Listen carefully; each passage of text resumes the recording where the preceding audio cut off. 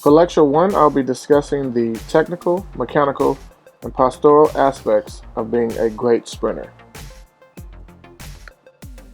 There are 5 tips that I'm going to cover in this lecture on being a great sprinter. The first is an athlete that has tall and forward hips. Number 2 is having a head that is sea level, which I'll explain once we get there. Full range of motion in your arms and in your legs. And finally, a sprinter that has a DORSI-FLEXED toe as they're sprinting. All of these play a part in being a great sprinter, so I'm going to get into these aspects now. The first aspect would be an athlete that has tall and forward hips. You want their posture to be just as it is when they're walking. Body tall, chest up, feet underneath the hips, and you want them to keep this exact posture as they continue on in their races. If you have a kid whose hips are too far behind them, chances are it's going to disrupt good running form and good running posture. Something that could happen is you're going to have a kid that has too much backside mechanics, which is not something that we want as sprinters. Also, you're going to see the kid that looks like he's going to fall forward as he's running. If you have an athlete whose hips are too far forward, chances are they're going to cut off their range of motion in their legs, taking away force application, which is going to actually slow them down as they're running. For the second aspect, the cue that I use for my kids is make sure that your head remains at sea level, meaning keep your eyes at a position that they are when you're naturally walking or doing normal things. Keep your head at sea level.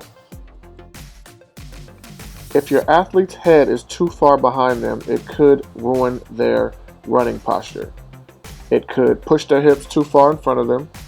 It could pull their shoulders up into their neck, which would give them the alligator arms, and that would take away from their range of motion in their arms. If the head is too far forward, chances are it's going to lead to your hips being pushed behind you, which could lead to back kick, and which could also make you feel like you're falling forward as you're running. So for number 2, make sure that they keep their head sea level. For number 3, full R.O.M in arms. I'm going to talk more about that in lecture 2, but the idea of R.O.M specifically means range of motion. And when it comes to range of motion, what that means is the ability to achieve the full rotation of arms from front to back. Now briefly, one of the easiest ways to make sure that you're getting full R.O.M in your athlete's arms is making sure that their arms are at 90 degrees and fully swinging from cheek to cheek.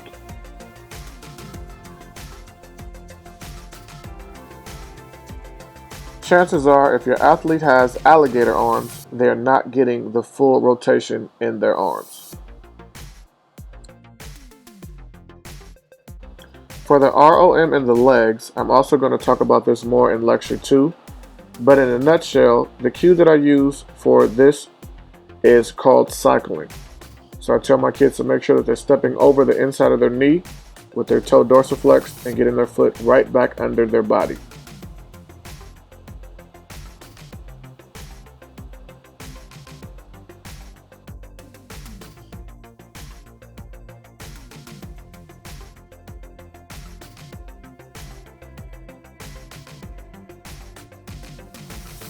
The fifth and final component of great sprinting is an athlete that runs with a dorsiflexed toe.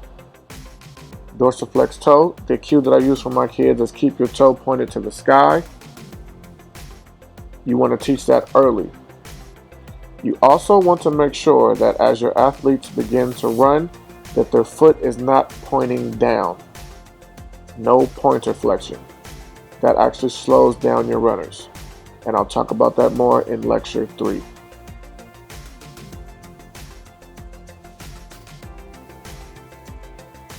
So in conclusion, the 5 tips that all sprinters need in order to be great sprinters is: 1, they have to be tall, their hips have to be forward. 2, their head has to remain sea level. 3, they have to make sure that they're getting full rotation in their arms. 4, they need full rotation in their legs. And 5, they have to have a dorsiflex foot. I will see you next time for lecture 2, where I'm going to talk about the importance of getting full range of motion in your arms and your legs.